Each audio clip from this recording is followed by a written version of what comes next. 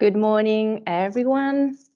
I hope you can hear me well. Elena will confirm me if this is working. I'm really happy to be here today to present you this online webinar on mutual recognition agreements and the upskilling transformation in the whole heat pump value chain. My name is Sonia Bianconi. I'm new projects officer at the European Heat Pump Association. And today I will be moderating this webinar that will go on for a couple of hours. As you might already know, this webinar is an event that is held within two initiatives. The first one is the Heat Pump Forum that was held yesterday at the Atomium here in Brussels, and it was a great success. And the other one is the Heat Pump for All project. That is one important example of the work that is being done towards the upskilling and reskilling of the people involved in the demand side and the supply side of heat pumps. Before leaving the floor to our first speaker, I would like to present you some rules, some housekeeping rules. So we are on Teams webinar, and you will be able to ask questions through the chat. Unfortunately, this platform does not allow to ask questions live, but you can write them in the chat, and I would like to ask you to please put the name of the speaker that you're addressing the question to before your question. And second, as you know, this webinar is recorded, and this recording will be available for you after this event. It will be uploaded on the Heat Pump for All social media accounts and on the HPA social media accounts, and it will be sent to you in a few days after this event. This is the agenda. I hope you can see it. Sorry.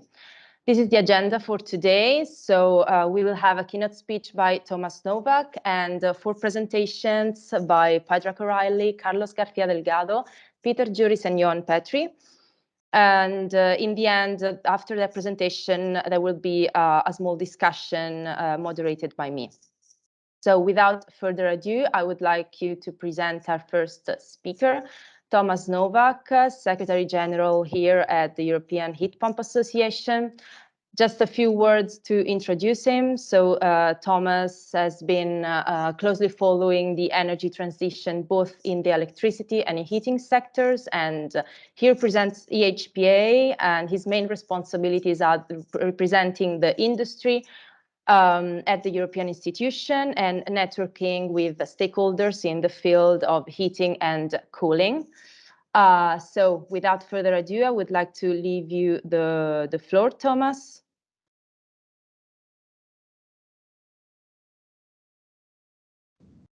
Oh yeah, I can unmute myself. Good. I thought it told me I can't do that. Good morning. Yes.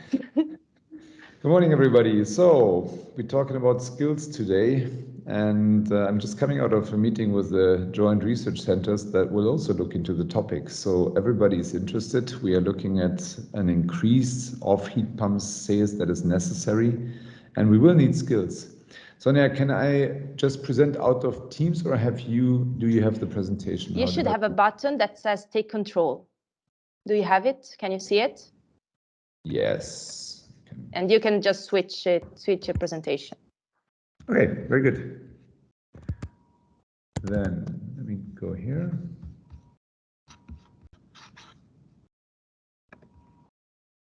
If you cannot do it, I will just pass the slides for you.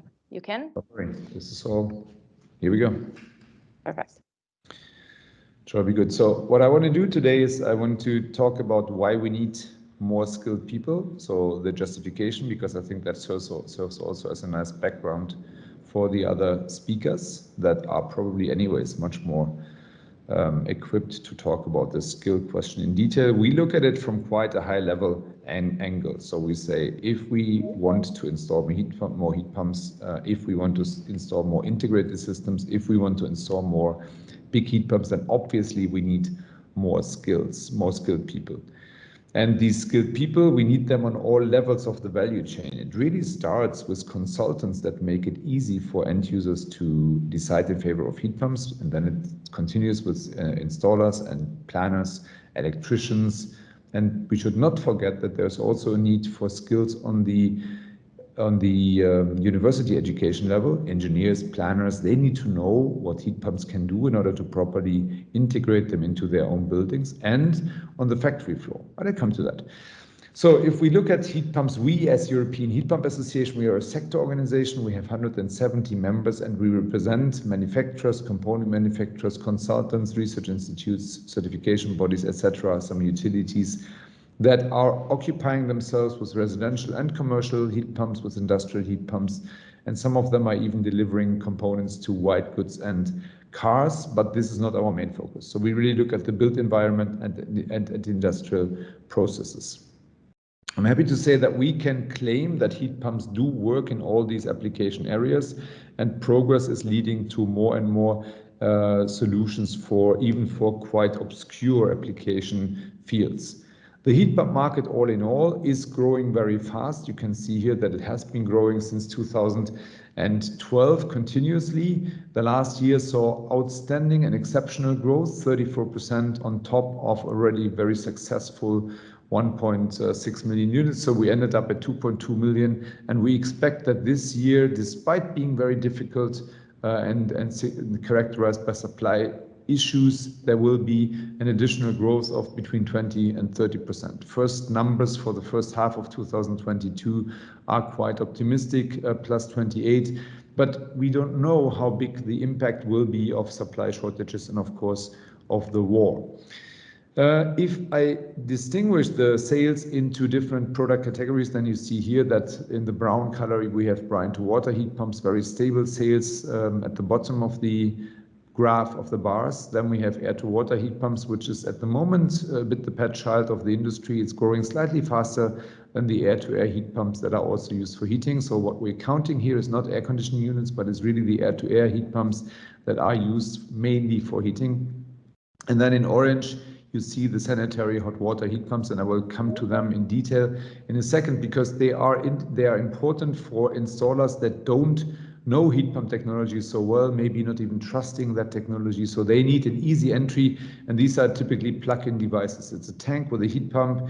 You bring them into the building, you plug them in, and you connect the cold water and the warm water pipe, and you're done. It's very fast. It's a very fast inroad, and it can be put next to existing boiler technology. It's also a good solution when you use air-to-air heat pumps for heating and cooling, and you still need hot water.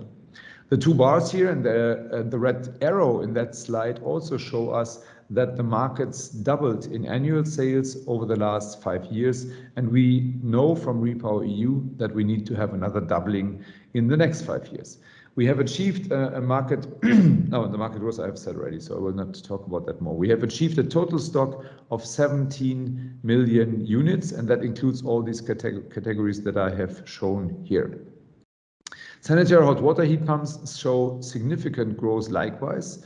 And as I said, this is an interesting entry-level solution for those installers and those end users also that are not necessarily convinced that they should move their whole building to a heat pump, so they can test the functionality and the reliability.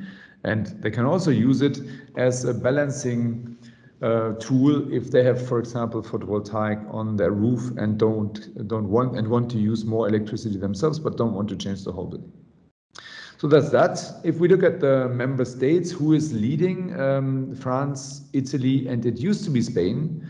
But in the last year, very interesting support policy by the German government has catapulted Germany to position number 3, and they claim that they also want to go to position number 2 in no time. The German government has a target that would mandate about 500,000 to 600,000 units per year. So indeed, Germany will compete with France on the number 1 position in the European market. But I think other countries will also do the same. And of course, all this, and that's what you have to keep in mind when listening to this presentation, all this has implications for the skills that we need in the marketplace. The sales increase are likewise outstanding. You can see here that nearly 150,000 units were added in Italy and France. Poland is going through the roof also in the first half of 2022. The markets are growing really fast. Germany, you see here in place number 4, Norway, a very developed market, still growing. This shows us that, again, the markets will continue to grow, will have to continue to grow. If we would use this American language, maybe, then we could call heat pumps weapons of mass protection, because they protect us against the dependency on Russian gas and of oil gas, actually, and they also help us to fight climate change, if we want to use this Marshall language. Total numbers are not that promising. The total European boiler market is about 9 million units, and heat pumps have around 20% of that. But this is an important graph, because it also helps to put this question of whether heat pumps, whether there is a skills shortage into perspective. We have people that can install 9 million heaters in Europe. Meaning we have installers that can install 9 million heaters in Europe. And if they are halfway skilled, then with a little additional effort, we can reskill them to become heat pump installers. The EHBA has been part of a project in the past called HP Cert, Heat Pump Certification course. It was a multi-language course that was rolled out across, if I recall correctly, in the end, 11 countries. Material is still available in these languages, but of course the visual appeal is a bit dusted. Fortunately, the thermodynamic hasn't changed, and from this project we can say that it takes about a week to reskill an existing boiler installer to make them a heat pump installer. And again, who is the market leader when it comes to market penetration? Then it's actually Norway, and Norway is also one of the countries that is really active in skilling people. Finland likewise. So we do see that strong market growth, at least in part, is also supported by the development of the respective skill sets. Just a few numbers. Heat pumps have a number of benefits that are understood and accepted these days. They provide significant thermal capacity, useful energy actually to end users. They use renewable energy, hence replacing fossil energy with renewables. No emissions at the point of operation, and very strong reduction in CO2 emission savings. You can look at the numbers in detail if that finds your liking. What is interesting is the button here on the lower left, because heat pumps also provide demand-side flexibility. They could at least provide demand-side flexibility if they would be connected to the grid and if they could be controlled based on supply and demand. And this is another point that is relevant for skills, because if you are a traditional boiler installer, then maybe your understanding of an IT-based environment, IoT, and the connection of the boiler to the network is limited. It's just not needed that much. You can do it, but it's more like a nice to have than a mandatory thing. But if we will have in the future these heat pumps that should serve the grid in providing stability and peak shaving, and they should also serve the end consumer in being connected to the photovoltaic array that they may have or that they find in their neighborhood, then you need to understand how to dimension and how to connect the product. Looking at skills, there's different numbers in the market. What we are doing is we are calculating the full-time equivalents, and we conclude that we need about 117,000 units for the different services, installation, manufacturing, component manufacturing, and maintenance. I know that Euroobserver is counting about double that number, and I didn't have the time yet to check why our numbers are so different, but they are. So by all means, we see that heat pumps are providing local jobs, and I brought this map with me today to show that the heat pump industry in manufacturing is actually quite distributed. And normally we talk about installer skills, but don't underestimate that there are thousands of people working in these factories, and you see that the factories are quite remotely located for some obscure reason, but that also means that they provide jobs and perspective in these remote areas. Needless to say, if we have a strong manufacturing base in Europe, that also creates export potential, because the heat pump industry itself is a leading industry governed by European innovativeness and competence. What happens on the European level, and that is again important, because for the first time, as a response to the war waged by Russia on Ukraine, the European Commission has put heat pumps in one of their banners of an initiative, Repower EU. We know what this is all about. It's an initiative that is supposed to help us to reduce the dependence on Russian gas. It has a number of heat pump targets, 10 million additional hydronic heat pumps by 2026 and 30 million additional hydronic heat pumps by 2030. We say that also air-to-air heat pumps and sanitary hot water heat pumps are helpful to reduce gas demand, and hence we think the total number will even be higher. What does that mean in numbers? I just made a scenario on this. In the lower bar, you see hydronic heating systems. So you see that the market has to grow to between 7 and 8 million only for this category alone. But as I said, also air-to-air heat pumps are providing heating and also cooling and hot water for sanitary hot water units. So all of these units will help to reduce gas demand. And that means it's actually a much higher number that we have to install. We think it's probably more 20 million additional heat pumps altogether by 2025, 26, and about 60 million additional units by 2030. If you find that breathtaking, you're on board with me, because I am very optimistic, but I still think this is a tremendous challenge that will just justify more activity. And this is backed by member states who say, well, we don't want these gas boilers and these oil boilers no longer anymore. So Austria will ban gas in new buildings from 1st of January 2023. Flanders will do it 2025. France has banned oil boilers, will ban gas in new buildings, I think this year, and in multifamily buildings from 2024 onwards. Germany has set a share of 65% renewable energy in all boiler exchanges. And you can imagine what that means. A traditional boiler installer must change their skill set on top of the needed additional to be skilled people.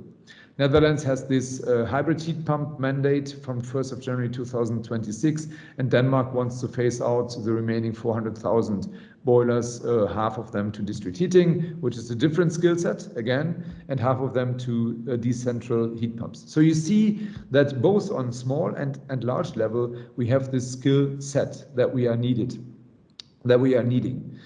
I think that we will see much higher growth. And much higher growth is necessary and possible. So we have on the other one hand the urgency to act, on the other side the agency, because we know the technology, we know how to install it. It's only a matter of ambition and will.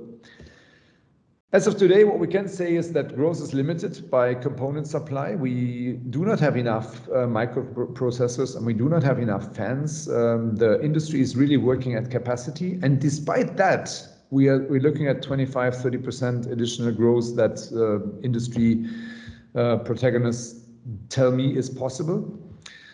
The capacity on the installer level is really stretched. As I said, I think this is a short-term situation, because the installers did not change their skill set fast enough, and obviously the demand from the end users has just materialized now. And if I'm an installer, I need to decide where to send my team, my people. It will take about a week or two. I have to balance, can I afford that they are not working for me for 1 week and do something else, train themselves?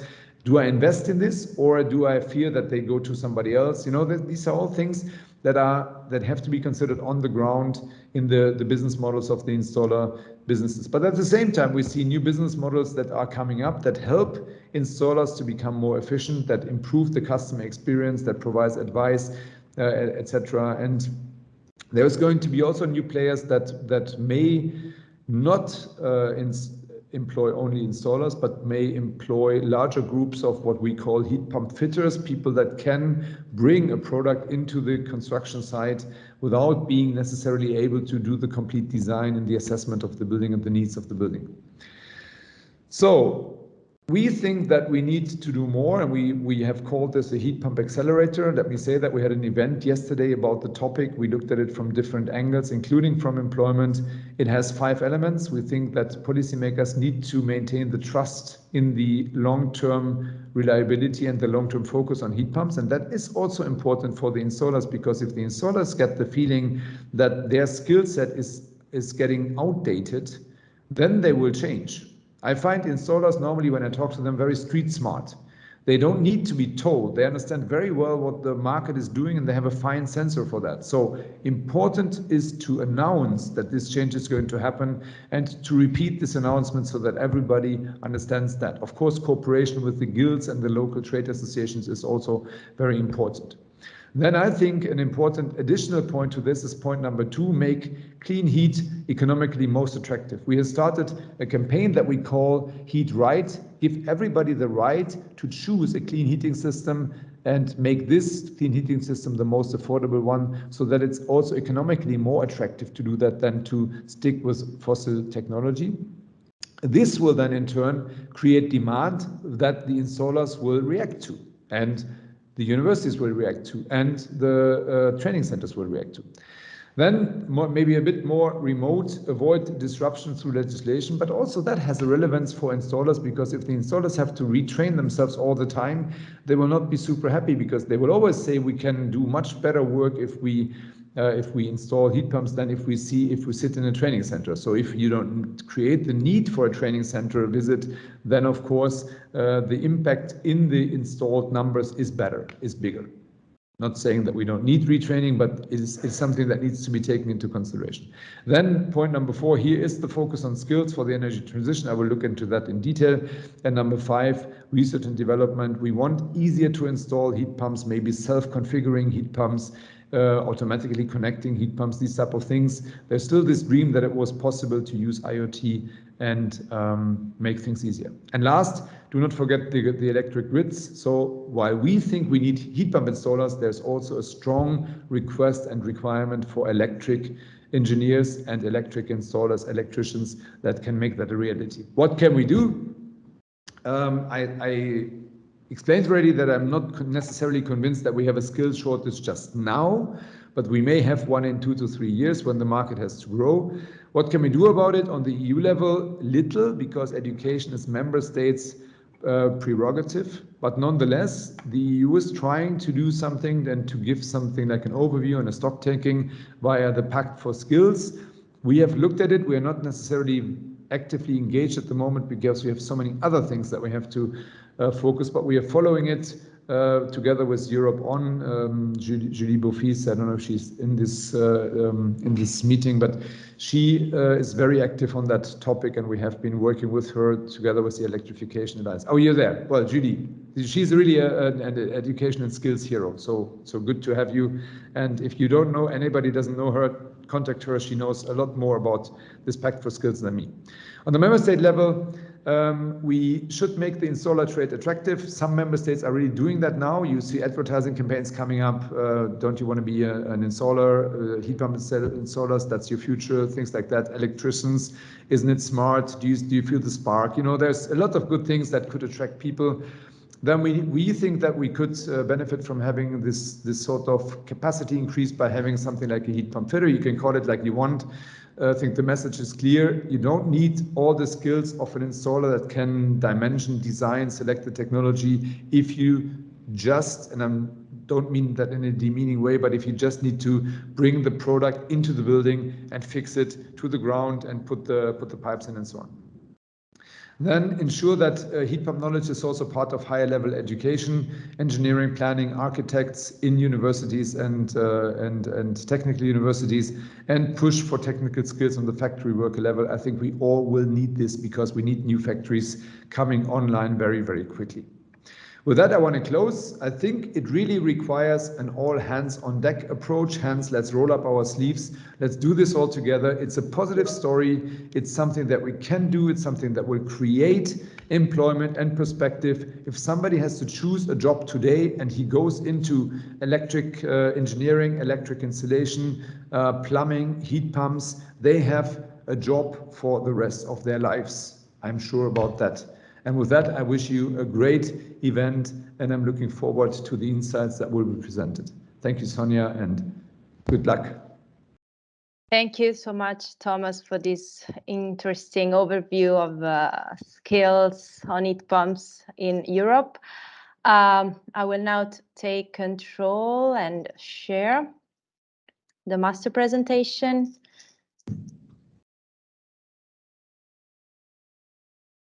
Okay, we don't have any question I see in the chat.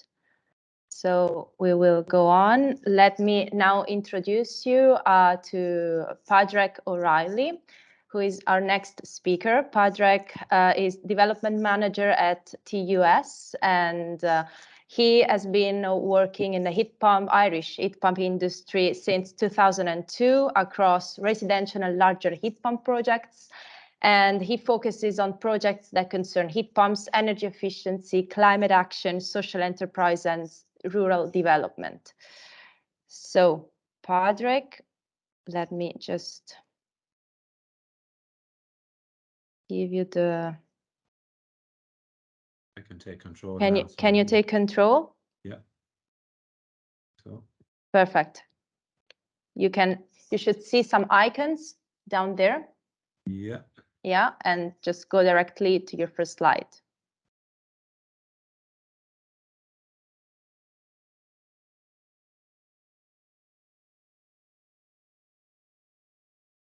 Okay, or you can just switch until your slide comes. Oh, here we go. Okay. Do you want me to do it for you? Yeah, can you see that now? I can, yes, perfect. Now, yes, it was uploading. Perfect. Okay, Please. Is that on full screen now, Sonia? It is perfect. Yeah. Okay, great. Okay, thank you, and good morning, everybody. Thank you for the opportunity to speak this morning, and thanks, Thomas, for a very interesting presentation. My name is Padraig O'Reilly. I'm the development manager, as Sonia mentioned, at Technological University of the Shannon. So today I'll speak about our Heat Pump for All project, which was conceived, I suppose, back in around 2018, and it's currently in its final year. And in the context of today's talk about ambition requiring action, the Heat Pump for All project is really, it is about promoting, it's about upskilling within the value chain, and also then creating demand from end users for the appropriate skills, so that the end users realize the skills that they need to be looking for. And also then, as part of this project, as I go through the implementation and the approach that we've taken, we will then seek to roll this out across, or make it available, or make the concepts available to other EU countries. We have 3 pilot countries, which are Ireland, Austria, and Spain. So we would seek then to I suppose to spread the findings that we come up with.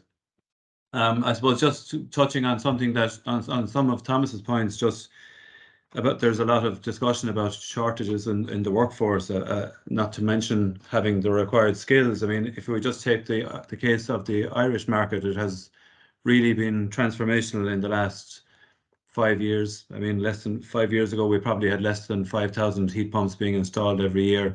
We're now up to 20.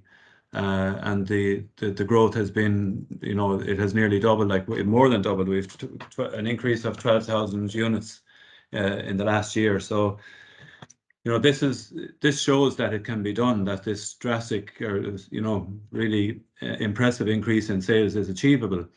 And I suppose the concern is that we would maintain quality in those rapid increases of installations, and that's what the Heat Pump for All project is really focusing on, to ensure that the systems perform as they should perform, so that the efficiencies and the CO2 reductions and the comfort levels that are expected are actually achieved. So I'm going to run through an overview of the Heat Pump for All project, just its high-level objectives. The main work of our project is in the pilot activities in the 3 countries I mentioned, Austria, Ireland, and Spain. So I'll go through that.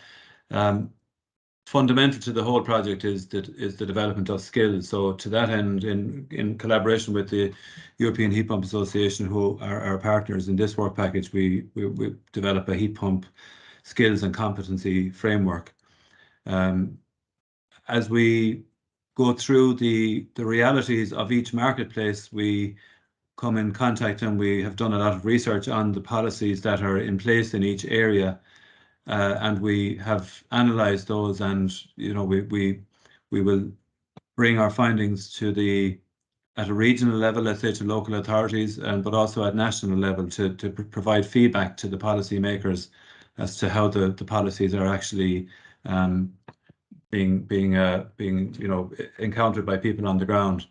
And then, as I say, that our final stage is to encourage wider EU engagement with this project, so that our findings can be disseminated across a wider range.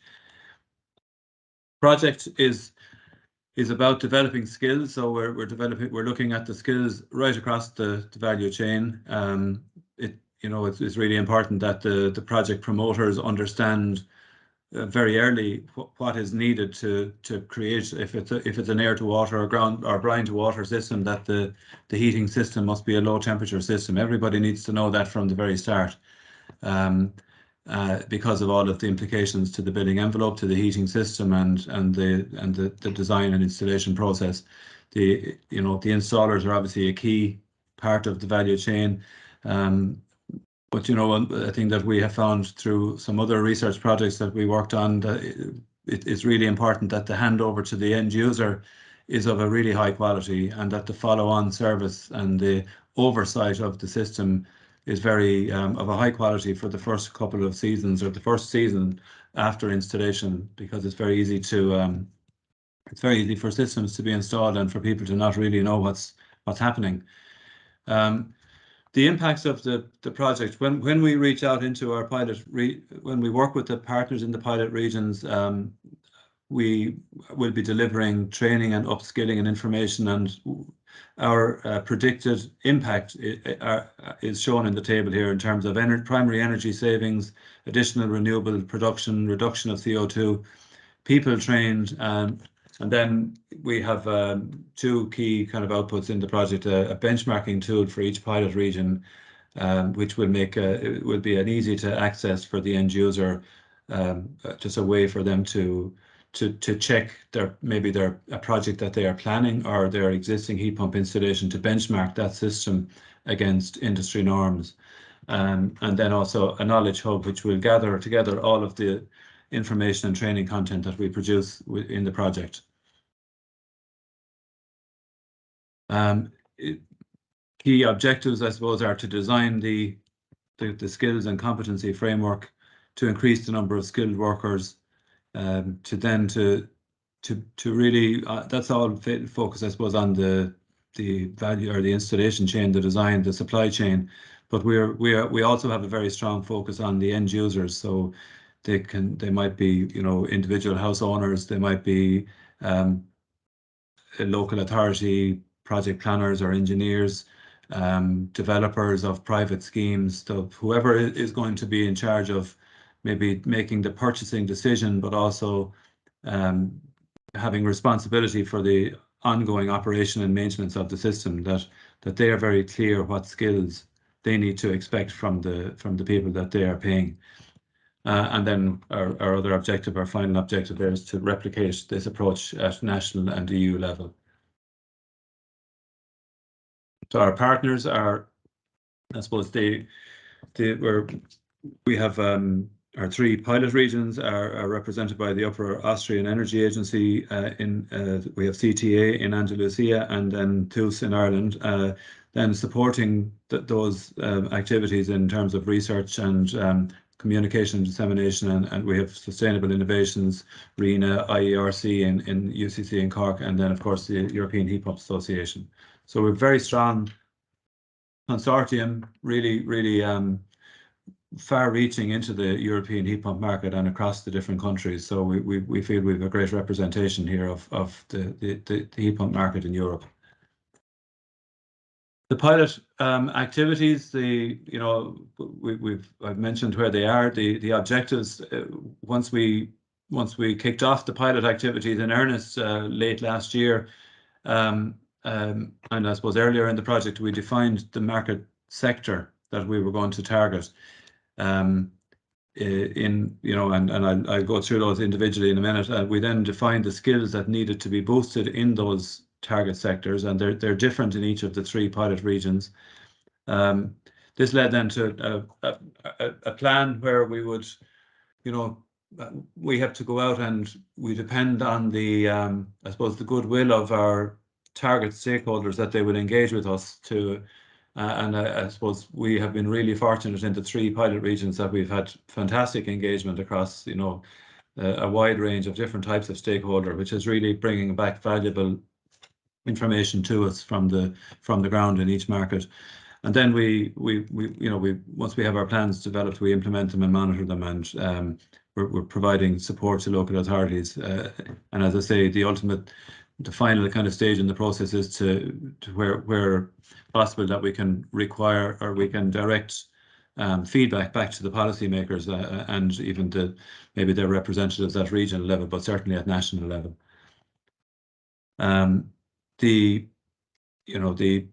market research was carried out in the very early stages of the project. Awareness has been through social media, through leaflets, through targeted emails to the stakeholders that we've identified.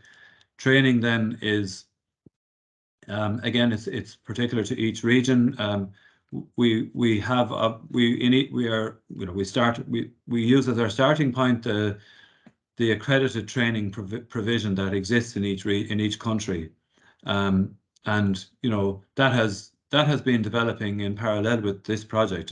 When this project started, compared to now, there is even more and more training available in each region. So in parallel with our efforts, training is being developed. So what we are doing then is, as we engage with the pilot actors, we identify any gaps that we might see, and we develop and deliver targeted training to those stakeholders.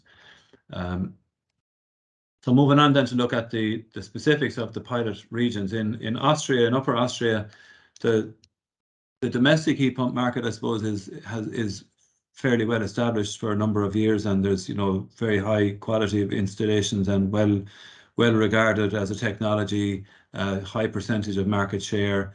Biomass represents another very significant sector, and there are very clear ambitions to stop using oil and gas in heating systems. So for that reason, I suppose, where the consortium could see, and where the Upper Austrian Energy Agency could see scope for further moving on into the next kind of line of attack, is to see where we could look at large and mid-scale heat pumps within companies, within industry, maybe looking at using heat pumps for heat process, heat recovery, or for larger commercial buildings, as well as keeping a close eye on the domestic market and looking at innovative heat pump solutions for the residential sector, perhaps looking at integrating with the electrical grid, or very new developments in technology for residential heat pumps. So awareness has been raised by the leaflets to targeted audience, to developing planning guides for large heat pump installations. So that really a lot of the work here has been focused on talking to project promoters who have been discussing potential projects, and is to provide them with more detailed training and about all aspects of making a large-scale heat pump project a reality. So they've also had a lot of engagement at trade shows, as noted here, and providing information on subsidies and various technical presentations on heating and cooling. So far, over 550 people have been trained. These are mostly professionals, as well as end users in the companies, just to bring up the awareness of what heat pumps can do at the larger scale. In Ireland, we are targeting both domestic and non-domestic, but our emphasis is on domestic because within our own climate action plan, we have a very, huge target of, 400,000 new heat pumps by 2030, and we're starting from a very low base. So, just touching back on the large increase in sales, that if we started from 5,000 and we're now up at 20, within 5 years, and we had a doubling, this is driven in two ways in the residential sector, and those figures are about the residential sector.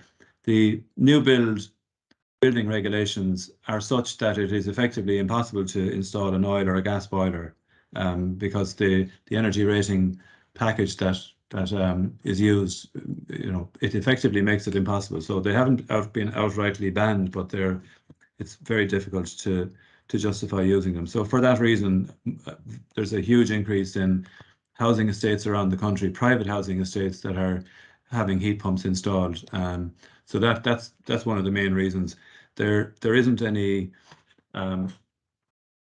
there's not a kind of a national requirement for heat pump installers to be certified for these installations when they are new build. It's been driven by the building regulations. So the quality is being, the onus is on, I suppose, the warranty from the heat pump suppliers to make sure that they are satisfied they can stand over the warranty. There's a huge amount of work being done in retrofit. We have a large proportion of our buildings need to be retrofitted to bring them up to standard. And in this case, they are supported by generous grants of €6,500 for a domestic heat pump. And they are quite well regulated in the sense that the installers must have training. They must have 2 levels of training. There's a national training requirement that they have to have, as well as installer training, manufacturer specific training. So that is very well organized and regulated, and installations are inspected at random to ensure quality. So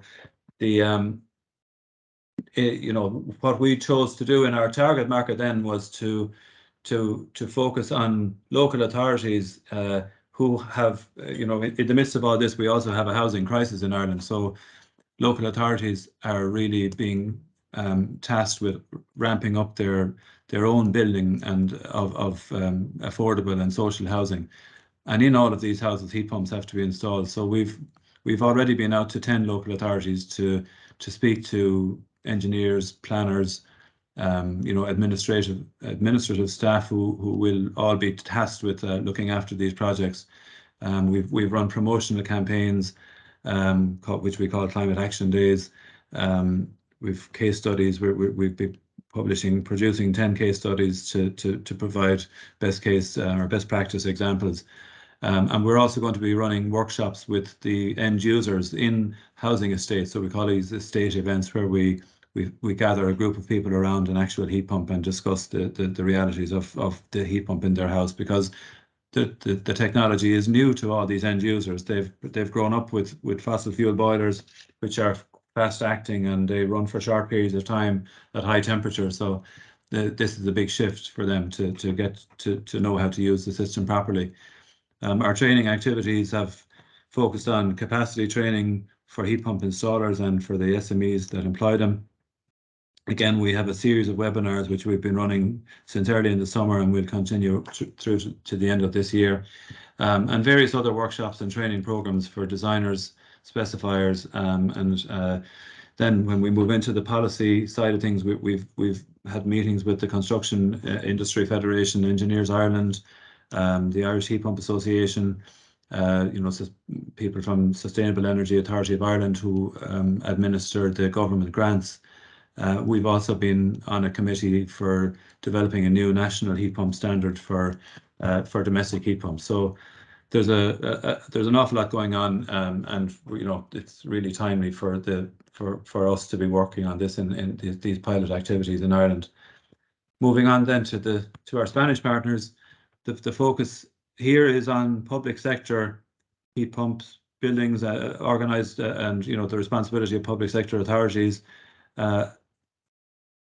Whereas in the domestic scenario in Ireland, it's all hydronic systems, so air to water predominantly, a small percentage of brine ground source to water. In Spain, it's we're looking at the majority of systems that are being looked at are air-to-air systems because of the need for summertime cooling. But there is an increasing amount in certain parts of the country where hydronic systems are being used and air-to-water heat pumps are being installed. So it's that sector is developing. The air-to-air is much more predominant, and but the activities to date have focused on webinars with policymakers and private sector stakeholders, information events, looking at gathering market information from the market, to see what initiatives are at play. I mean, replacing old inefficient systems and with high maybe global warming potential refrigerants with more modern systems that are much more efficient and have lower GWP is one of the main focuses, I think, here. There's also information for educational and training centres being provided and discussions with policymakers to generally to raise awareness about where improvements can be made within the marketplace, and I suppose drawing on experiences from other countries as well to encourage greater action. The two awareness tools that are key in the Heat Pump for All project are a knowledge hub, which will be available online. So all of the training material that we generate in each pilot region will be made available here.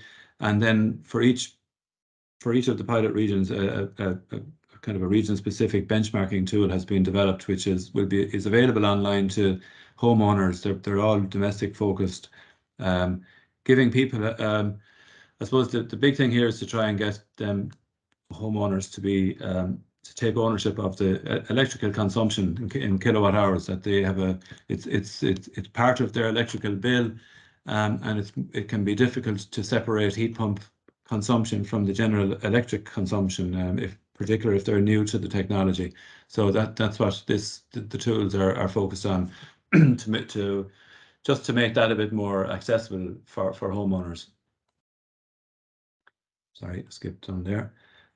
So as I said, we have a lot of work done on assessing the heat pump skills that are required. We've had, we've carried out some work looking at national and European training providers. We've surveyed a very large number of them around different countries. We've conducted analysis on training frameworks, and we've had focus groups and expert meetings, and we've produced a heat pump public and market acceptance report. So all of this is feeding into the framework for training. It will take into account the diversity of the stakeholders that are there, looking at the different upskilling characteristics that are required, any barriers that are there, and then say future opportunities that are emerging, and I suppose then the Repower EU comes along. So that's really putting more emphasis on this and requiring greater action. We have conducted policy reviews. We've looked at the incentives and the practices for public and private procurement in particular, looking at maybe emphasis on green public procurement. 15 European policies have been analysed, and 17 incentives. So we will be finalising reports on that, and we're, I suppose, at each regional level, we're looking at the policies that are in place and maybe making suggestions back to the national agencies to provide them with feedback, which I think they find very valuable.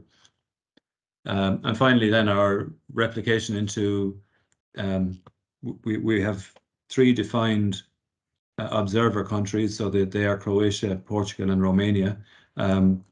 We've engaged with people who are active in the heat pump sector in these countries, and are in the process of developing a mutual recognition agreement, which will, I suppose, summarise and outline the key findings from the Heat Pump for All approach, and make that available to them. And also we seek to maybe we can learn from these regions as well, as so that the information can flow in 2 directions.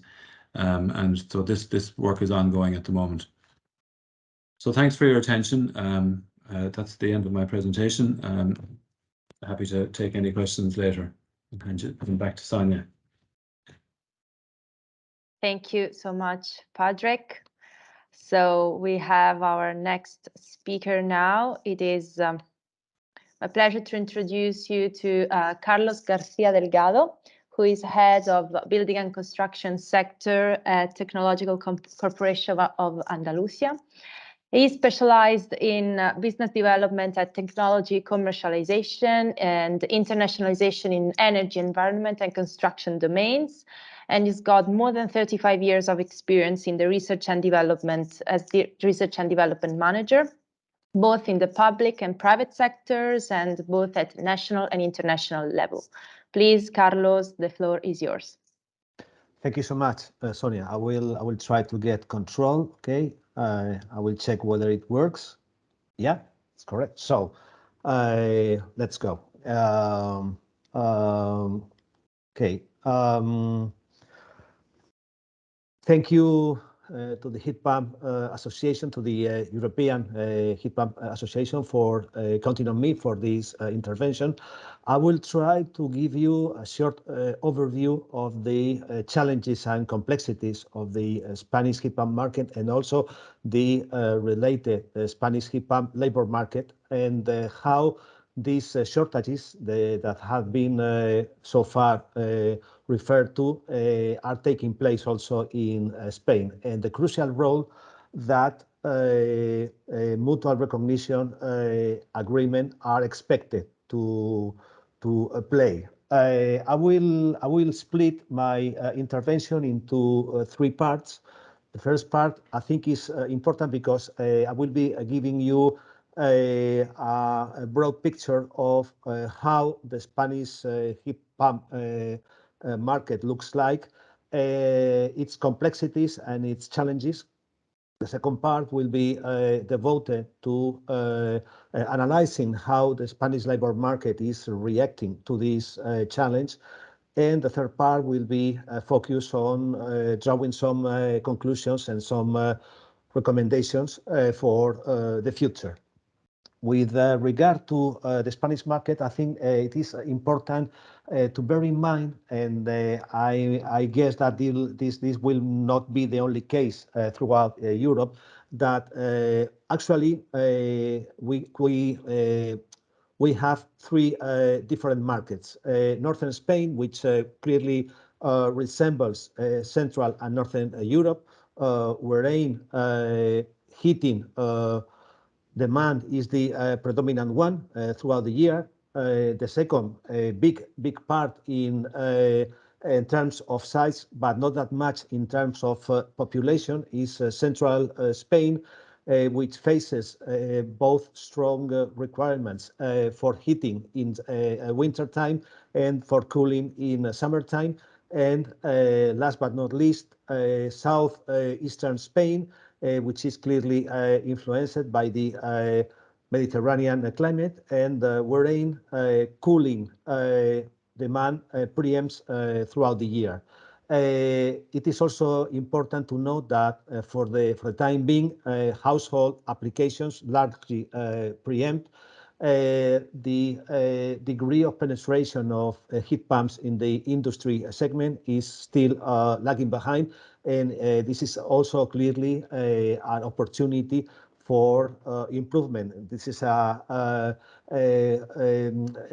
underexploited opportunity both for industry and for installers.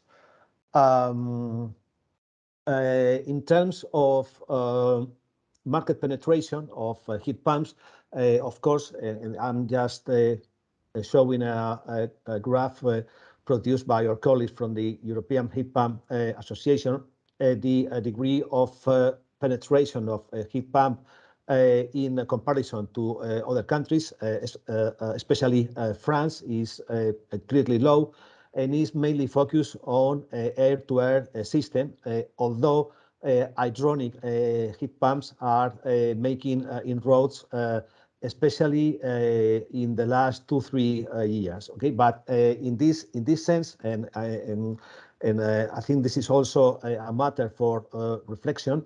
It is clearly influenced by the degree of electrification of the energy system, which is in Spain is currently lagging behind in comparison to other EU countries.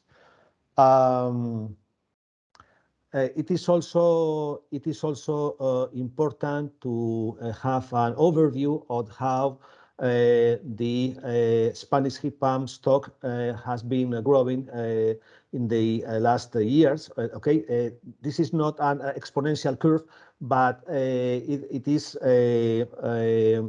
nonetheless a steady growth.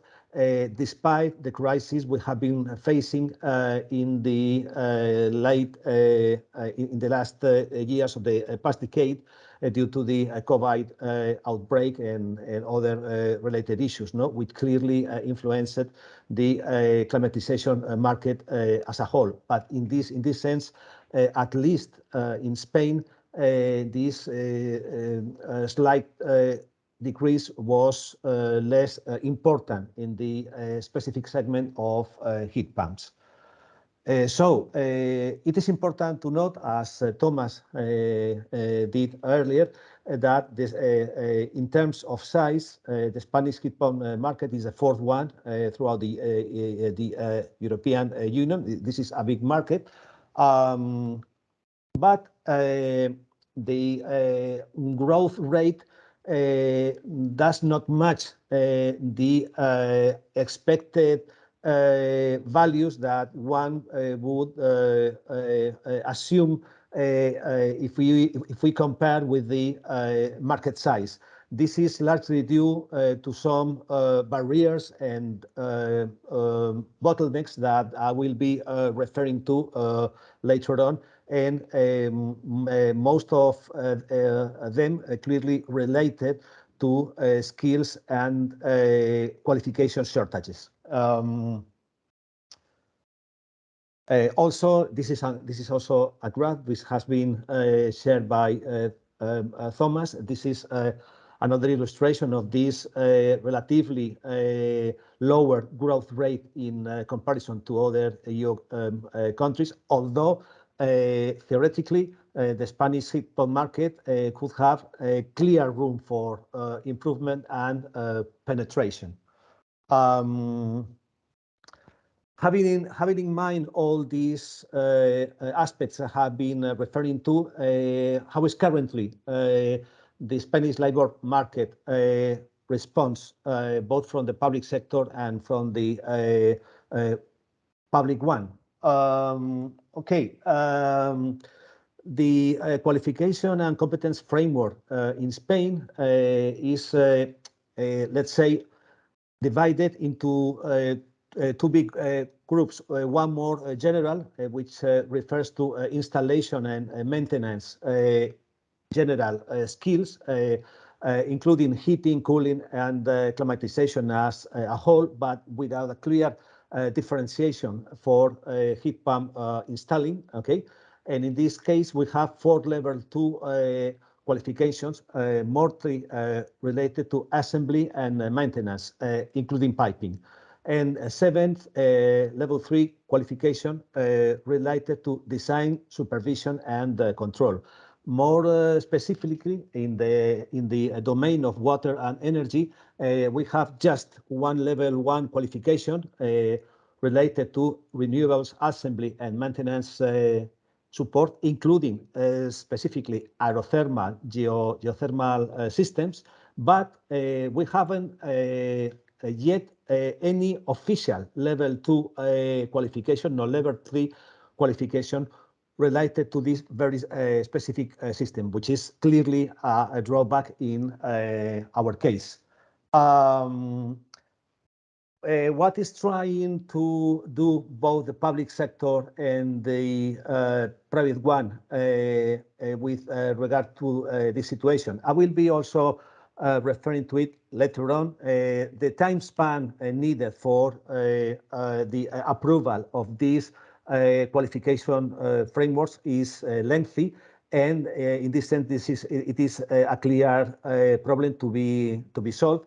In the meantime, both industry and the public sector are trying to put in place non-formal qualification schemes, which will try to make up for this gap in the meantime, up to the official training and qualification schemes are finally developed and approved. In this sense, it is worth mentioning an EU-funded project coordinated by the Spanish Construction Labor Foundation, which is called Construye 2020 Plus, okay, whose main aim was specifically to draw up a non-formal qualification and competence framework based on mutual recognition agreements from the different participants and any other entities adhere to the system.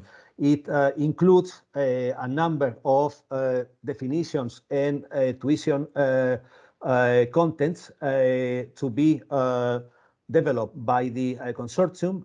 Also, a roadmap to develop this scheme and a number of official tests to approve and to guarantee the quality of this certification system. Going a little bit more in depth with regard to this approach, which is called the green tag approach. As I have been mentioning beforehand, this is a non-formal vocational education and training scheme intended to make up for the existing gaps in formal ones. And it tries to pave the way for future formal scheme, more specifically devoted to emerging technologies or more efficient technologies as the case of heat pumps. It is also aimed at mutual recognition as a very efficient way to rapidly deploy this training offer in response to market and public demands. It is being channeled through the signature of a number of memorandum of understanding and the accession to third parties as well. It has been drawn up according to the standards of ISO, EQF, ECVET, etc. It is intended, as I have been mentioning beforehand, to cover the qualification levels 3, 4, which comprise from basic up to specialized level. The green tag will be awarded by the memorandum of understanding signatory parties, and according both to training schemes, official training schemes approved, and also a qualified experience recognition system. In the very specific case of heat pumps, there are precise reference to energy efficiency fundamentals for operators, also for middle management, and in the case of installer, heating system installation, geothermal system installation, and energy efficiency measures in building. The skills and competencies outreach expected include, in the case of installation, heat pump types, components, and operation protocols comprehension and selection, overall heating system configuration, installation and maintenance, and heat pumps performance improvement measure identification and implementation. In the very specific case of geothermal system installation, which is a clear opportunity also in Spain so far under exploited, there are specific targets on heat pump types, component, and operation protocols comprehension and selection, and also heat pump systems configuration, installation, and maintenance skill. My last part will be dealing with these conclusions we have got to once we have compared this baseline scenario with the response currently being made by the Spanish public and private sector. In the case of Spain, there is still little awareness and familiarization and lack of training culture in the lower end of the value chain. I'm just referring to designers, installers, and end users, both firms and the workers. There is also confidence in the technology, but not clear perception of the upskilling needs. It is strongly influenced by the location, as I've been mentioning beforehand, because in northern Spain, for instance, it is clear that heat pumps can be and must be used for heating and also for domestic hot water supply. Whilst in southern Spain, heat pumps are currently perceived both by the end users and also by the industry as mainly cooling systems, and not that much emphasis is currently being put in heating opportunities, neither on sanitary hot water supply, which in this southern part of Spain clearly competes with solar thermal systems. So in this sense, there is a clear need of clarification of the optimal usage of this system and what conditions would be the most appropriate to install these systems in one case or in another. So, under which situation would be more efficient using a solar thermal system instead of a heat pump system, and conversely. Normally, and particularly designers and installers, firms are somehow reluctant to adopt in-house workday training for employees. This has been also mentioned by Thomas, and in this sense, there is a clear need of using online training tools to allow for this compatibility with regard to the normal workday practices. There is also a clear gap in formal, lifelong, and dual vocational education and training modules, because I have been mentioning beforehand, they are mostly non-heat pump specific. Another problem I have been referring to is that the process of training system registration, homologation, and certification is lengthy, and it is a clear bottleneck in this respect. It is also worth mentioning that, as in the case of Construye 2020 Plus, some more agile systems have been very recently deployed. They are based on mutual recognition, which is a clear and very efficient tool to make up for this gap and these bottlenecks, and gain time in view of the ambitious target that had been set by the Repower EU initiative. But again, there is a lack of adequate training providers. This has been clearly transmitted to us within the context of the HP for All project by the Spanish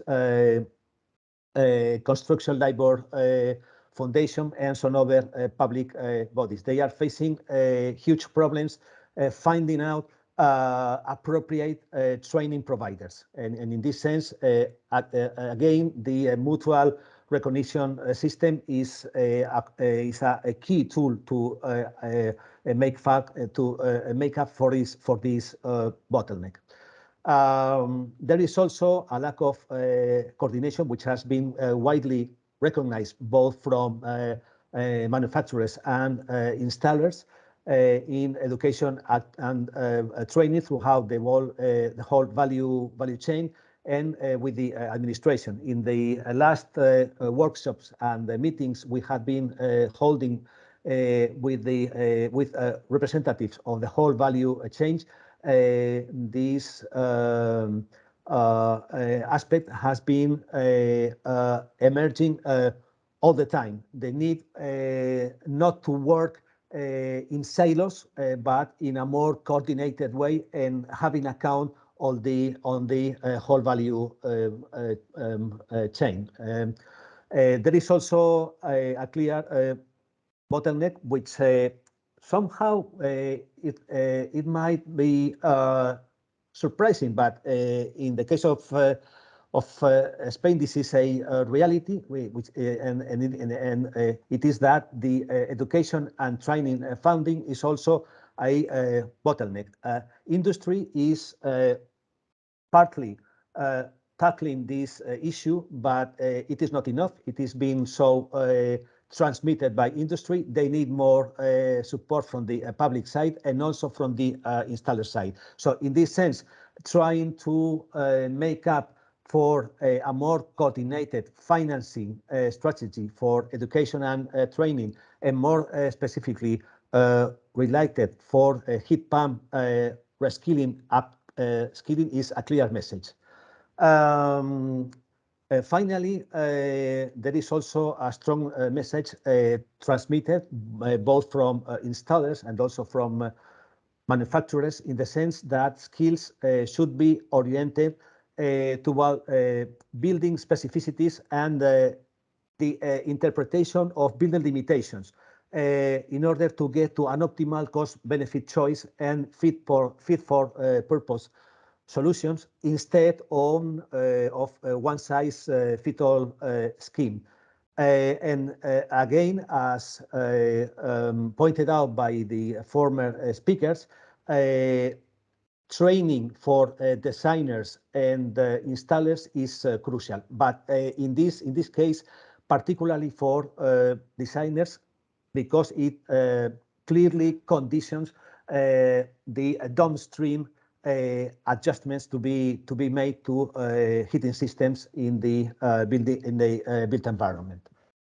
So just to finalize, it is clear that in Spain we need to build further on the key role of the administration, both from the financial, legal role, and also as early adopter in what respect public procurement, and why not public procurement of innovation, and also as a prescriber, and to foster the education and training related dialogue in order to create synergies amongst vocational education and training organization, educators and trainees, and the solution providers, particularly manufacturers, installers, and designers. That's all from my side. Sonia, thank you very much for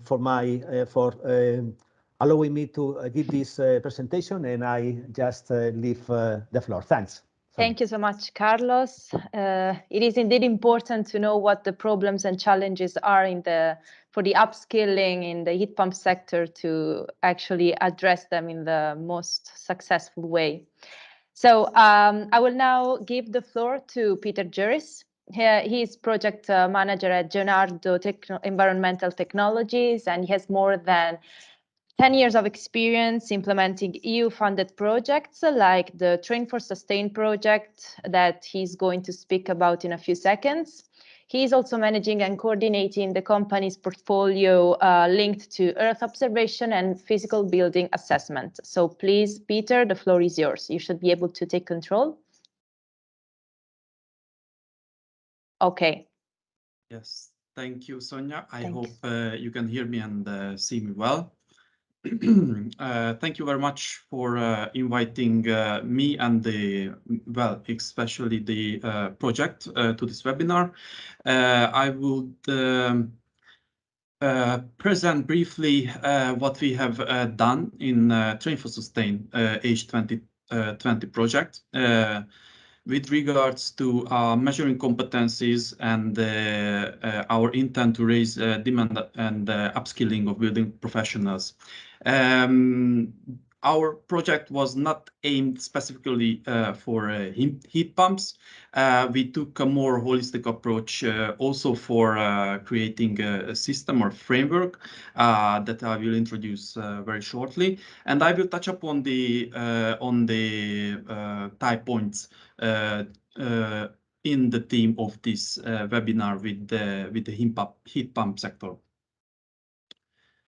So, Train for Sustain project is basically phasing out. So we have major results here to be presented. We have 7 partners from 5 different countries. And our goal is multiple in raising awareness and create demand for upskilling the building professionals, but also related more specifically for sustainable energy. The cornerstone of the project is that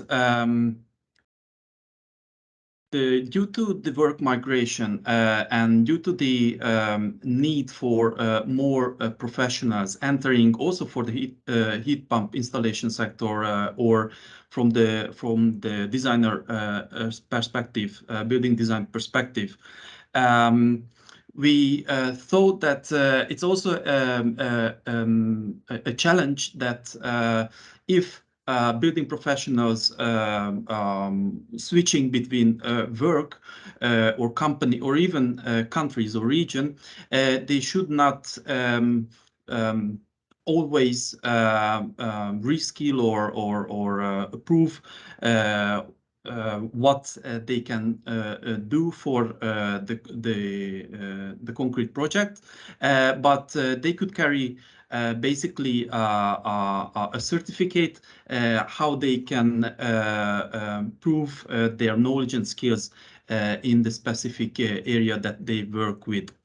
Also, another important component for our project is that it should, of course, create trust among the market actors that are from different sectors, public, private, so the demand side, but also on the professional side, how they can choose, for instance, trainings in different regions or different countries that is adding to their resume basically throughout the years.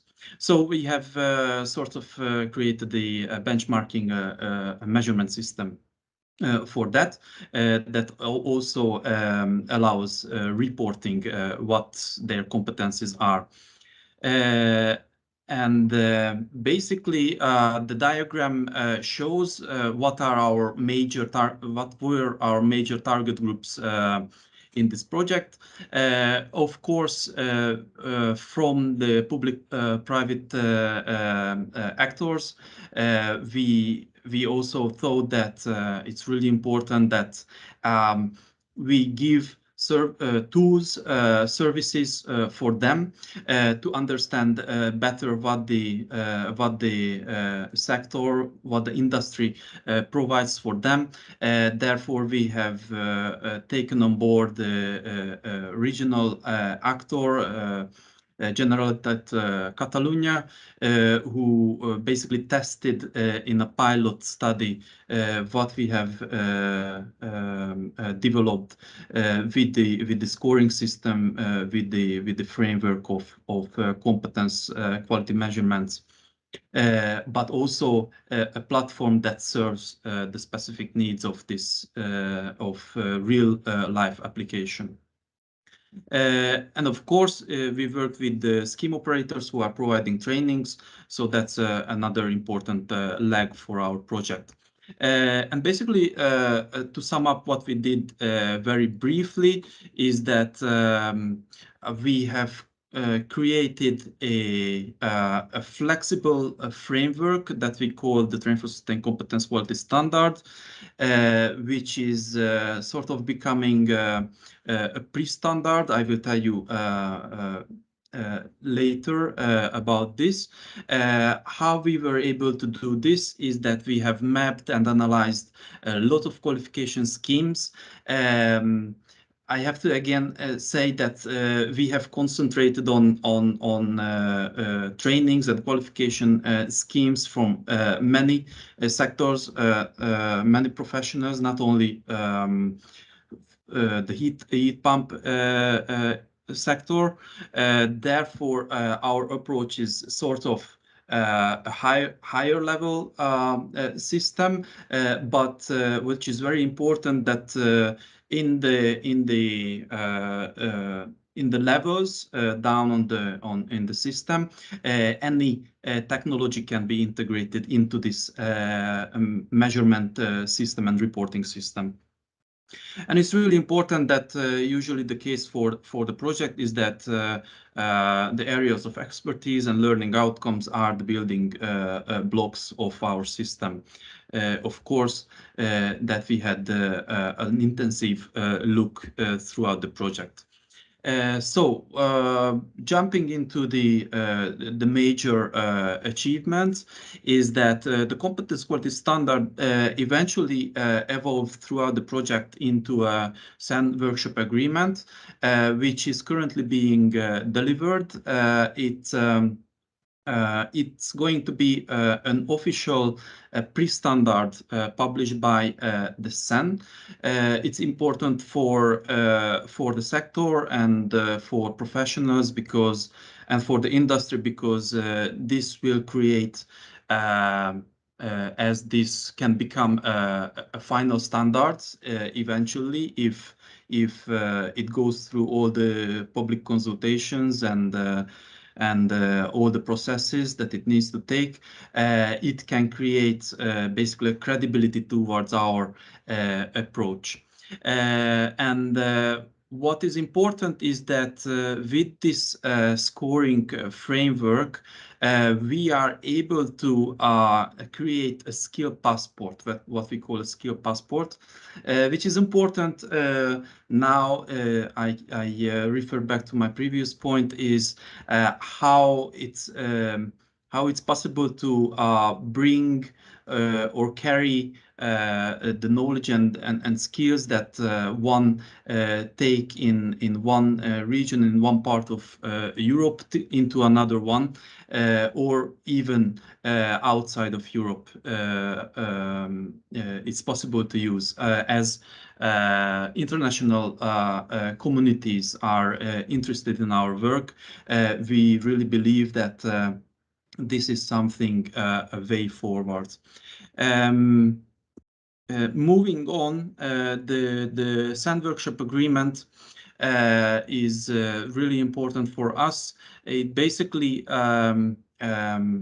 also gives the credibility, as we have analyzed the respective standards and guidelines from the field. A couple of standards have been analyzed, but also EU initiative were pretty strongly taken into account, such as the levels initiatives with the holistic approach, how the building should be handled holistically. Going into some details, how the Train for Sustain scoring system looks like. Basically, it's It has thematic fields and it has hierarchic levels. It has 4 levels. Each one of them getting more insight into the technology and the specific sectors that it describes. So there are macro areas of expertise, and learning outcomes at the end, which we know that is still not the end, because specific sectors such as the heat pump sector can provide so many trainings that we haven't analyzed, but very specific learning outcomes also exist within this industry. But as I said, it can be all integrated into this general framework that the project has created. So the thematic fields are 4. It's environment, society, economy, and processes. Within the thematic fields, there are macro areas of expertise, such as energy, water, materials, and so on and so forth.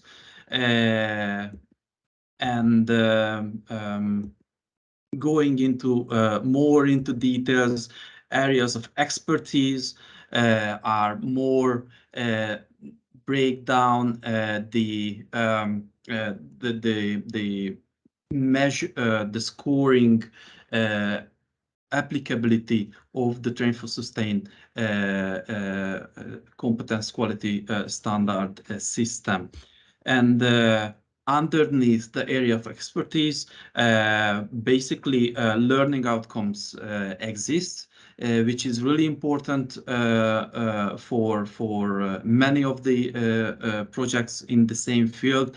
These are the fundamental building blocks of building professionals' knowledge and skills, because these are describing really what the person professional capable of doing, and describing his/her profile professionally. So the learning outcomes, obviously, what is important is that there were, for the SAND workshop agreement and the final documents that are soon to be released, hundreds of pages of learning outcomes described in the documents, which are all standardized. The descriptions, basically, that was the very big chunk of the part in this phase of the project.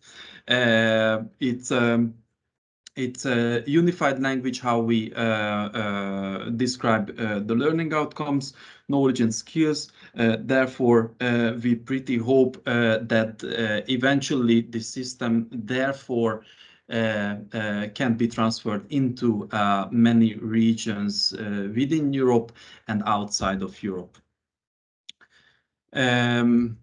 What is important is that how we measure the competencies on a scale. I won't go into very much detail into this. Probably you can imagine, as we have also taken the EQF system as a base for our work, and basically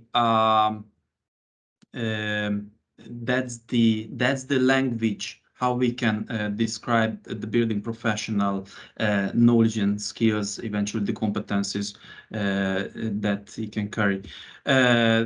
The pre-standard structure is a standard, has a standard format, is defined by the SAN.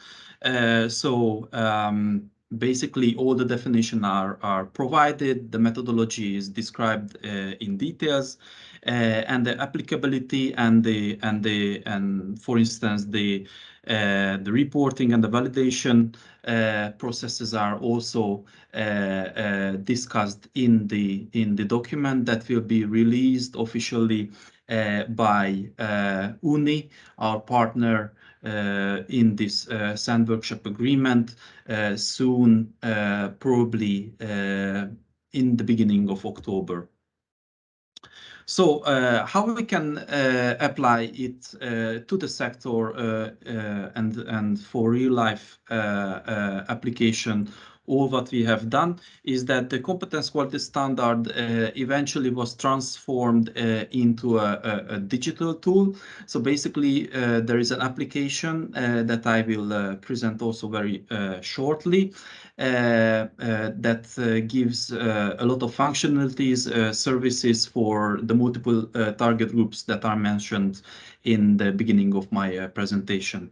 And we have, together with our Catalonian partners, we have tested the system in the field of green public procurement.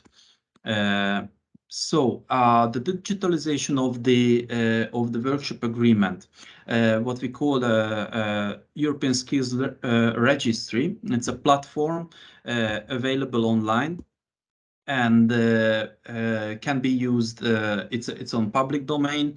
It can be used by anyone basically, but also it has a registration site that allows users to access more functionalities. I won't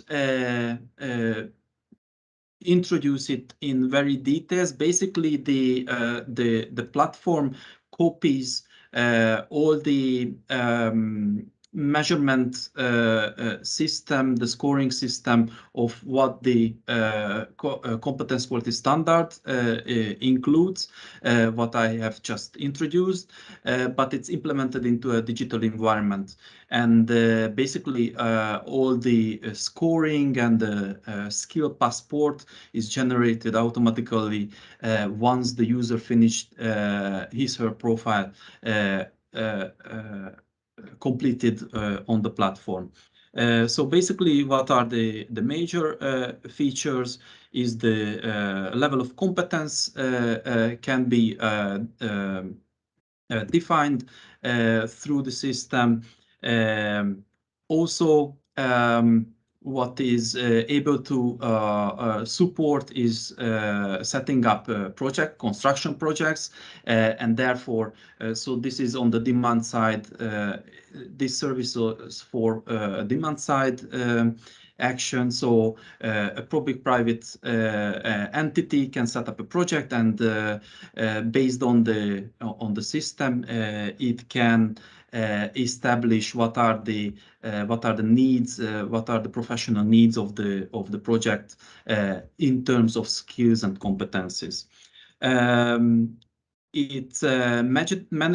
Also the platform manages qualifications and courses. So basically, scheme operators are able to interfere with the platform. They can update the learning outcomes. They can update the description of what information is included in the database. It's a specific service directed towards qualification scheme owners. And of course, since also it's a very complex platform, we provide help, support to our current and future users. Currently through a help desk, but we are tempted to exploit it commercially and in different regions in Europe. So therefore, we can provide more specific consultation for interested stakeholders. Finally, what we have also delivered is a pilot study in Catalonia, which basically we have tested the scoring system, also the platform functionalities. How can you set up for your construction project or refurbishment project a project team, the requirements for a project team. Basically, we worked with with an official project that is directed by our Catalonian partners. It's a concrete project, but since it was a pilot public procurement, the procurement wasn't based on our methodology, but in parallel with the selection process, application selection process, we have tested in parallel what could be the benefits, the added value of using the Train for Sustain system and the skill passport into this pilot study. So the construction project had, of course, main technical features that we could address. We specifically focused on the architectural team that's supposed to be selected by the contractor. And we have basically applied, it's a reminder that based on the thematic fields, the areas of expertise, and the learning outcomes, we have set up the project in the system with these areas that relates to different building professionals. Here you can here you can see the exact matching with the platform and the contract that was designed by the contractor in Catalonia. Here you can see the scoring system, how it was taken into account in the different topics, and eventually receiving the application was also piloted, how you can sort of refine the scoring of the applicants and finally choose the winner consortium using the skill passports of the individuals and of the consortium that applied for the job. Basically, this was a pilot case. We have learned a lot. We will publish a deliverable on what were the benefits, what were the lessons learned of using the our services and the framework. Our reports are mainly public, so all the detailed descriptions are in the reports. Thank you for this opportunity for presenting the project, and I will give back the floor to you. Thank you, Sonia. Thank you so much, Peter. So before going to the Q&A session, I would like to introduce you Johan Petri, who is associate professor at Cardiff University. He is specialized in artificial intelligence and edge computing with applications to the building and natural environment. And in this field of study, he leads several strategic European and UK research projects. So please, Johan, the floor is yours. I see that you've taken control. Please. Thanks. Thanks very much, Sonia, for inviting me. A very quick check whether my microphone is functioning correctly and you can see my slides. It is. Okay. Good morning, everyone. My name is Johan Petri. I'm an associate professor at Cardiff University, and today we'll share some insights on our work on the Instruct project that looks at energy efficiency training and education. Okay, with a new perspective that we put forward essentially is to look at how we can digitalize energy education and how digital technologies, for instance, can incentivize the delivery of such education. In particular, I'll describe some tools that we've developed as part of longer initiatives related to education and training. One of which is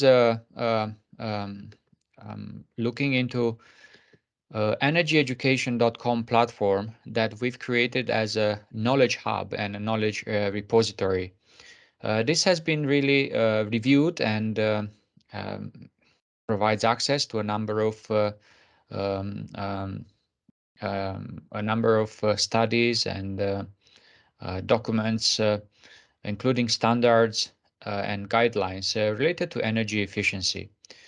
Another aspect that you can identify in this one-stop online platform is social media sources, and we aggregate information on social media with two main objectives. One is to essentially um, identify trends and changes in the domain of studies. Often people tend to use social media to express their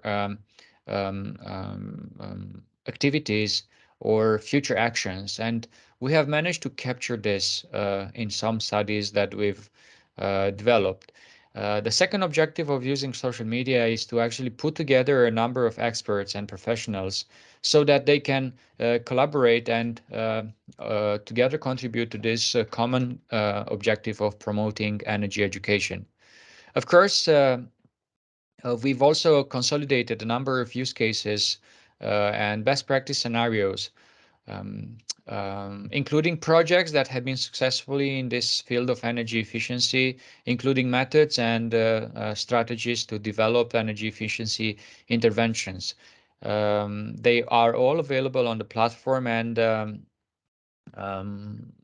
we've extracted some useful insights around how best practices have been applied across different countries at the European level. And of course, the fourth pillar that we've leveraged on is to look at consultations. And from this, we essentially undertaken interviews, questionnaires, and workshops with a wide range of European experts in the field of energy efficiency in construction.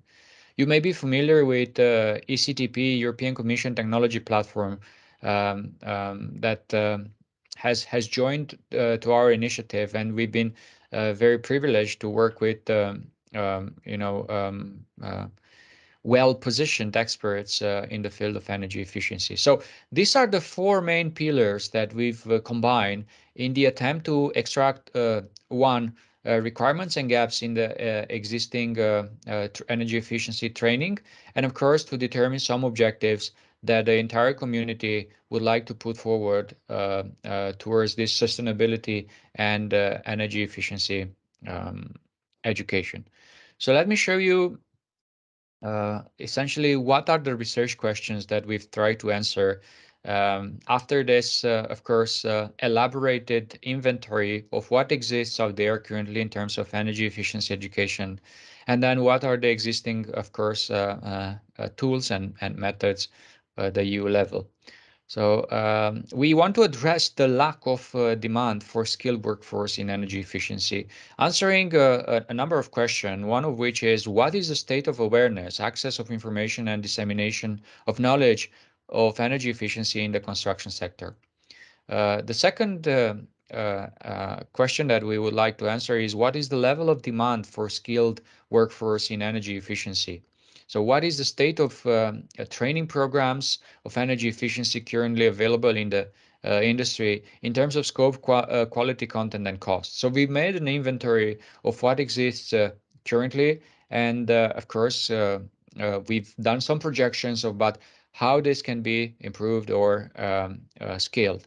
And the last question that we have is what is the state of the sector in terms of shared values and coordination of stakeholders across the supply chain for energy efficiency? Okay, so leveraging on this, essentially, I should add that a training program or a training initiatives usually leverages on three main dimensions.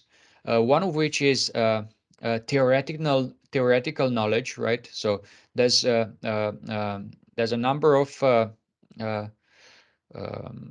elements that an individual would need to know, And that can be at a theoretical level. The second dimension that is often used in an educational program is practical knowledge, right? So that would be a set of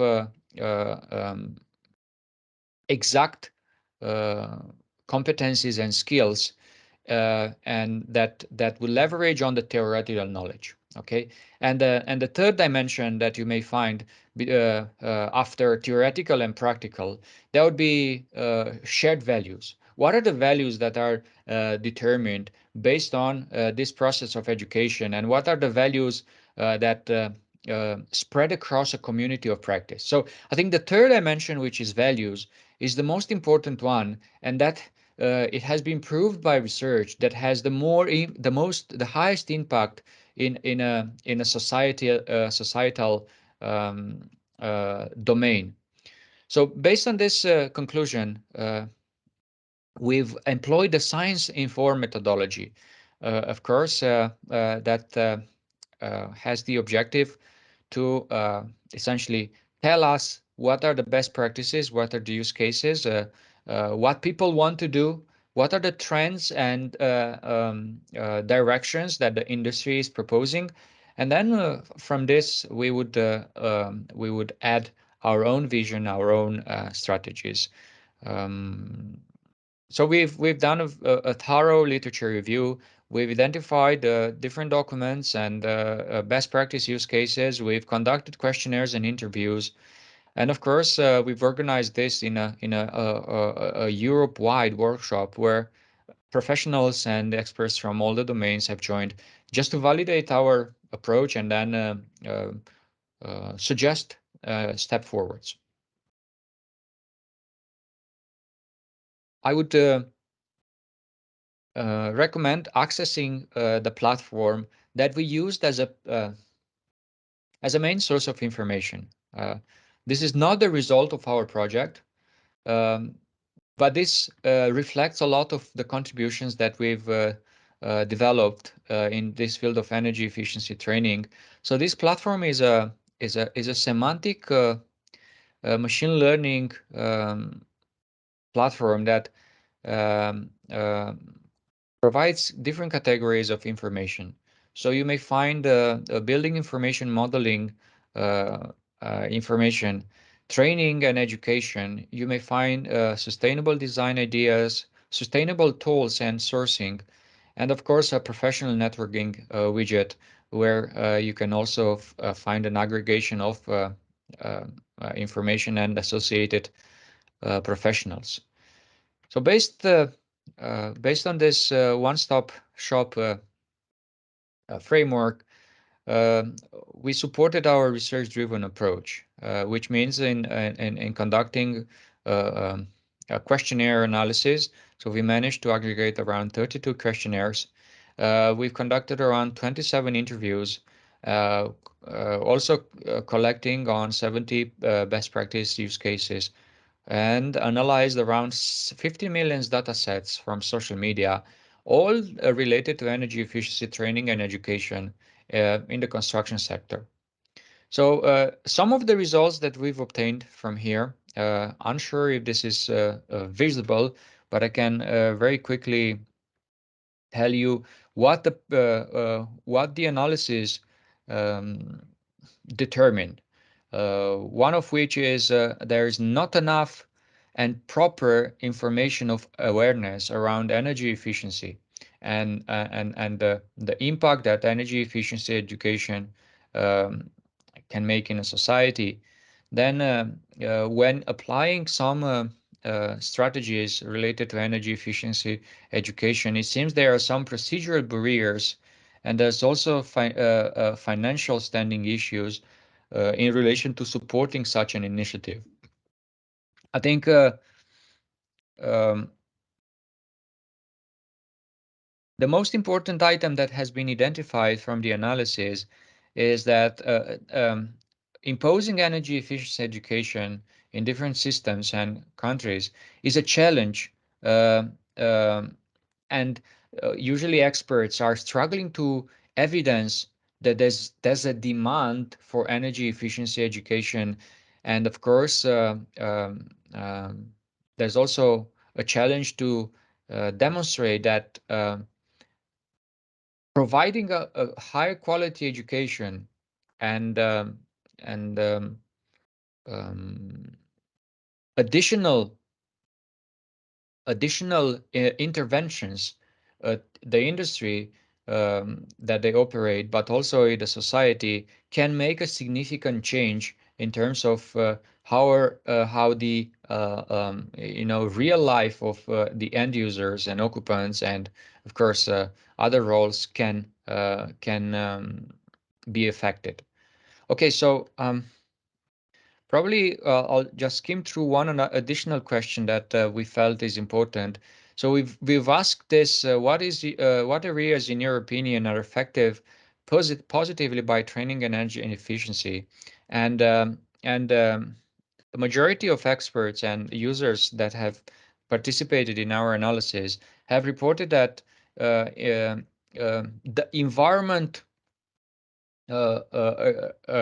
environment research and environment based industries would have the most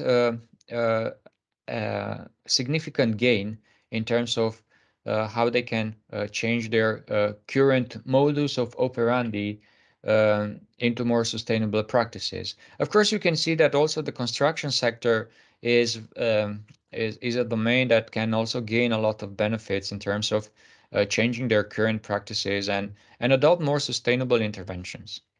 Of course, economy, society, and other elements have been reported as part of the analysis. Um, what type of training materials have you used in a training program for energy efficiency in the construction sector? And the majority of users have responded that there's education has been delivered in the form of handouts and best practices guides. And then also classes, you can see online videos and training and literature for energy efficiency. So we currently identify that uh, there's not a clear structure in the way how energy efficient education is being delivered. Um, Other barriers that you can see um, being identified is um, people not knowing about have this awareness of environmental issues. There's also legislation and regulations issues, motivation and incentives. So essentially, there's a deadlock in the society, and of course, in a community of educational endpoints where nobody wants to know more about energy. And perhaps that's an interesting reflection on how us as a society and as an educational system, we convey a message to the end users. Okay, so sorry, Johan, I'm really sorry to interrupt you. Can I ask you to do it in 5 minutes, to finish up your presentation in 5 minutes, so we have some time for question as well? Yeah, sure. Thank you so much. That should be 5 minutes, no problem. So based on this initial set of results, we've analyzed and proposed some digital technologies based interventions, and one of which is leveraging on blockchain and semantic web. So very quickly, our solution is around energy education platform, where you can find a blockchain registered um, system where users can subscribe and record a number of trainings. We also have a very large portfolio of training that we developed as part of the project. But essentially, our platform supports an interaction between a user, training partners, a blockchain interface, and every element in a training is being recorded and validated by a blockchain system. And I will perhaps show you how the platform looks and how the transactions are displayed. So you can see the number of transactions and the number of training contracts, that smart contracts that have been registered by different institutions. A breakdown of price ranges, and of course, number of registered users. So these are all available on the energyeducation.com platform. You can see a more practical interface of a blockchain-based passport that we developed. So this is available on a mobile phone. Of course, is synchronized between the web platform and the mobile phone, and you can see here a transaction log when a query is applied to the blockchain. So a query can be registering a training or validating a training. If a user is enrolled on a training in France, and then the user would go in Finland, that there would be the ability to have that training validated in a blockchain. And we've listed a log on how that particular validation transaction on blockchain looks like, with a transaction hash, the block, the timestamp, and of course transaction action. And there's also a barcode in here that can be scanned, and that's associated with a particular blockchain address and a transaction hash. Okay, so I will just move to takeaway message and say, reflecting on our findings, and our findings were very much scaled. So we use a mixed approach. We would say that digital technologies can help to advance and deliver energy efficiency education in the construction sector. And of course,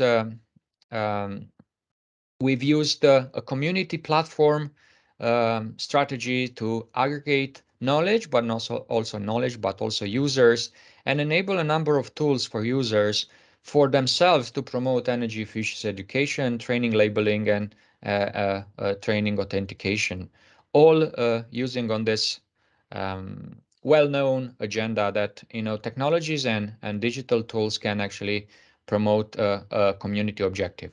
So that's it. Very pleased to be in the session and provide our results. Feel free to email me in case you have additional questions. Thank you. Thank you so much, Johan. And I'm sorry if I had to make you skip some slides.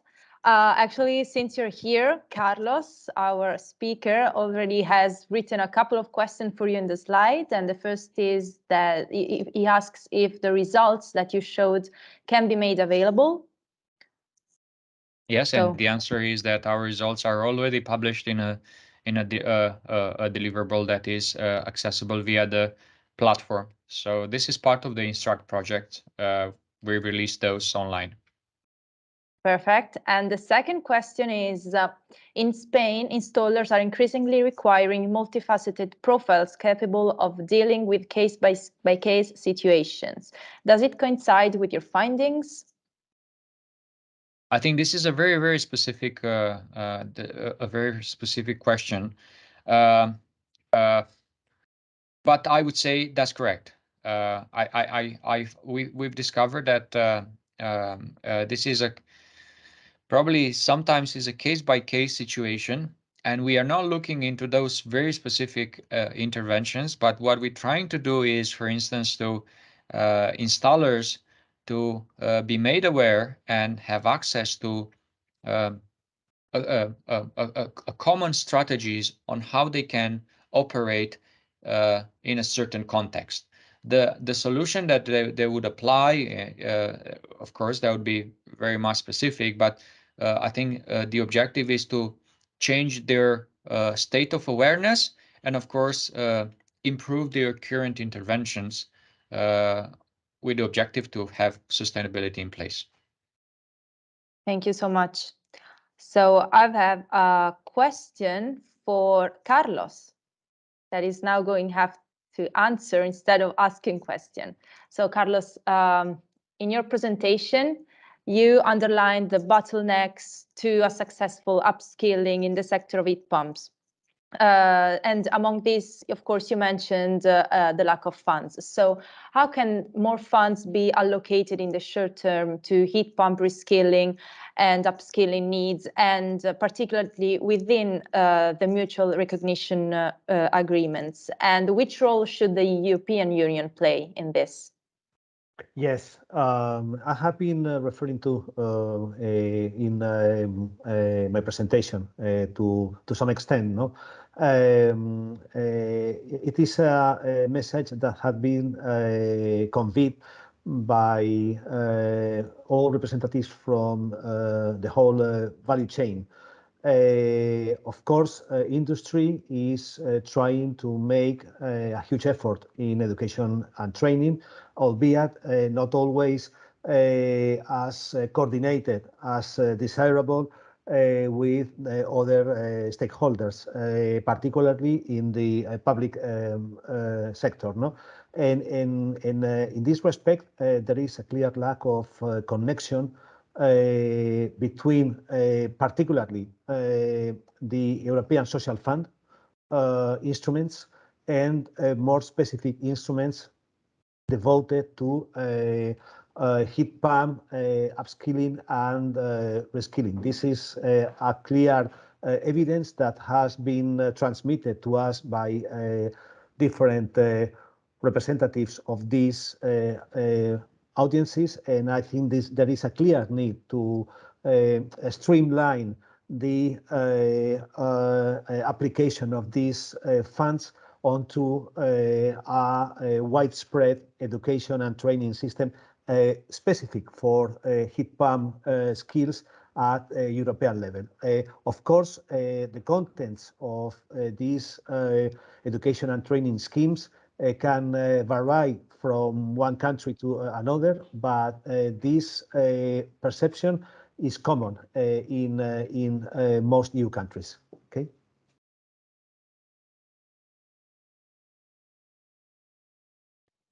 Sorry, I had muted myself. I was saying thank you, Carlos. I do actually now have a question for our first speaker, Patrick.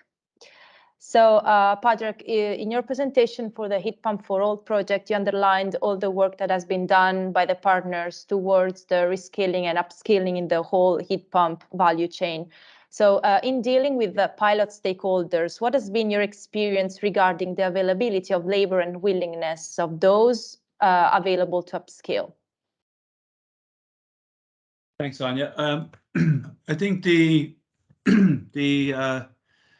I mean, from in the Irish context, it is certainly a pressure. You know, there are great pressures in the would say the heating and plumbing industry, but there is a willingness because there is you know, there are very generous I would say government grants there for retrofitting heat pumps. So that is creating an income stream for installers and for equipment suppliers. So, and if they want to avail of that, they need to undertake a certain amount of additional training. So there are, in the last couple of years, 2 years or so, there are new nationally accredited training courses that are available as kind of add-on modules, as maybe Thomas referred to earlier. They're not they already have the bulk of the skills that are required, so it's just some additional knowledge. And then there's a lot of would say support being provided then by the equipment suppliers through their dealer networks, where they might employ in-house engineers who are skilled in the design and commissioning systems. Thank you very much for this very answer. Very well. Sorry. Okay. Thank you so much for your answer. I've got then a question for Peter Juris, who has presented the Train for Sustain project. And I would like to know what is the concrete exploitation plan of the project outcomes. Can you hear me, Peter? Yes, sorry, the camera is seems to be slow. No problem. Well, as for exploitation, we have multiple plans. Thank you for the question. We aim or wish to participate, partner with the project and developments in the services who are assessing basically skills and competences of building professionals. There are many development avenues that we see possible to cooperate. Our framework is, as I told, is flexible, and therefore we also see the potential of basically complement each other's research results in terms of methodology, in terms of IT services. And the other aspect for us is to really, since the SEN pre-standard is something that can be referred already in regulations, if a region or country wish to do so. We are particularly investigating stakeholders that see a potential in the system. Maybe update their GPP process or procurement processes in general. Thank you very much for your answer. I now have one last question coming from the audience. So George, it is a question for all panelists. So George asks, how do you judge the market potential of heat recovery systems from sewers, municipal wastewater? Is a lack of skilled workers within water utilities a barrier that is holding back wider adoption? So this is an open question. So please, whomever wants to start answering. Here's it, Patrick. I suppose from our experience with the Austrian partners, where we are looking at developing larger scale projects, I think it would be fair to say that there isn't a straightforward approach to these kind of projects. I think we would be looking at the need to involve specialist equipment suppliers, let's say for example, for heat exchangers to interface between the heat pump system and the wastewater to start with, and then the next step, the heat pump itself would need to be fairly bespoke, so you're looking at a kind of almost an R&D project. So it would be challenging to tender for a project like that in the public realm, because it's quite innovative. So I think that's a big it's a challenge, but as regards the scope of it, there should be huge potential there as an energy source, because the water temperatures are relatively higher than the ambient that they are flowing through. So just that would be my contribution. It's not probably a full answer, but. Any other that would like to answer? George? Please, Carlos. Yeah, yes. In the case of Spain, this is clearly an underexploited opportunity. To date, usage of or recycling of wastewater is the predominant approach, and in this sense, heat recovery from waste stream is at a very, very, very early stage. I don't think this is a matter of lack of skill, but of other kind of priorities. No, in this sense, at least in Mediterranean countries, wastewater reuse preempts over some other uses. Thank you so much, Carlos. I don't know if the other speakers, Peter and Jon, want to add something? Maybe also, if you can hear me, I can speak also on behalf of the Hungarian case. Sewage water, wastewater is also unexploited here in Hungary too. I also believe that it's not a matter of skilled professionals, but the focus, the investment that going into this direction was not present up until now. Also, more established technology, basically as it counts like towards bioenergy project, this resource, it's also underexploited here in Hungary. So there are multiple opportunities. This also means. Thank you so much, Peter. I don't know if there are other inputs from the speakers. I do not have any more questions for you. In the chat, there are no more questions. So if okay for you, since we are already behind the schedule, I would like to close this event. I would like to invite you all attendees to please follow the Heat Pump for All project that is on social media. And you can also follow EHPA to learn more about our events. This is it. I would like to finally close the project. Thank you, everyone. A special thank to the speakers for sharing with us their work and allowing us to learn more about the skills, the need of skills in the energy transition. So nothing. Thank you all. And you will find this recording on social media, as I said, and it will be sent to you over the next days. Thank you and bye-bye.